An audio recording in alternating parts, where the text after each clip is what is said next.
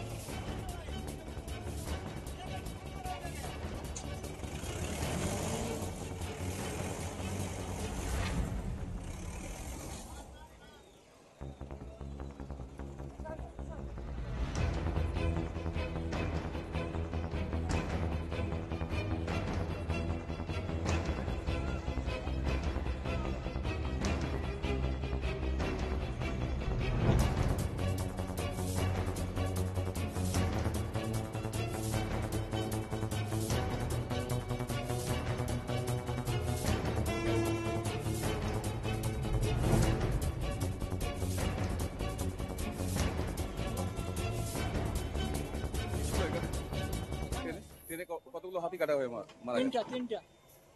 কোন লাইনে এটা? হ্যাঁ, এটা কোন লাইনে? এটা হচ্ছে 1 নম্বরে। 1 নম্বরে।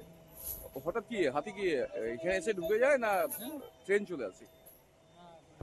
হঠাৎ না, হঠাৎ একটু পারাপাড়া করতে ঢুকেছে আর কি। পারাপারে ছুটতে। তাহলে কি বন দপ্তরের কাছে কোনো খবর ছিল না? হ্যাঁ, বন দপ্তরের কাছে খবর ছিল না হাতি এখান থেকে পারাপার করছে? সেটা তো আমরা রাত্রে তো বলতে পারি না। হ্যাঁ, কি হয়েছে সেটা তো রাত্রে বলতে পারি, কথা বলা মানে বন দপ্তরের তত্ত্বাবধান না থাকার কারণেই কি হাতিগুলো মৃত্যু হলো? এটা ঠিক সঠিক বলতে পারবো না। আমরা রাত্রে তো ছিলাম না কি ছিল এখানে? এখানে। ট্রেনে কাটা হয়েছে। কটা হাতি? কোন লাইনে ছিল? ওই লাইনে ছিল। কোন জায়গায় হয়েছে ঘটনাটা? এটা এই যে হয়েছে, এই যে আগে একটু, কোনখানে? এইখানে। কি হাতি কি লাইন পারাপার করছিল সেই সময়? হ্যাঁ, তো বন দপ্তরের ভূমিকা কি রকম ছিল? রাত্রে তো কাটা হয়েছে। এখানে কি হাতির করিডোর আছে, যাতায়াত করে এটা দিয়ে? হ্যাঁ, যাতায়াত করে এখানে আছে হাতি, আরো 8টা হাতি। কটা? 8টা আছে। আচ্ছা আচ্ছা। কটা হাতি কাটা হয়েছে? কটা? তিনটা। তিনটেই মারা গেছে। এখন কি অবস্থা? এখন এই যে লোড করছে জিসিবিতে, গাড়িতে। ট্রেনে কাটা হয়েছে। বন দপ্তরের লোক ছিল ওইখানে, গেটেতে ছিল, হ্যাঁ। কিন্তু তারা হাতিগুলোকে এইদিকে তাড়া নিয়ে ওরা চুপচাপ রয়েছে, বুঝলে? দিয়ে যে এই গেটে সামায়ের গেটে লোক ছিল, আচ্ছা। বন দপ্তরে হ্যাঁ। ওখানে লোক ছিল, ওই দিক থেকে ভাদার থেকে টানে এই দিয়ে ঢোকা নিয়েছে রেল লাইনে দিয়ে। কটা নাগাদ হয়েছে এটা? এটা রাত 2টোর দিকে। কোন লাইনে হয়েছে? মাঝের লাইনে, ডাউন লাইন। তারপর ট্রেন চলাচল বন্ধ আছে? হ্যাঁ, বন্ধ আছে। দুটা লাইন বন্ধ আছে।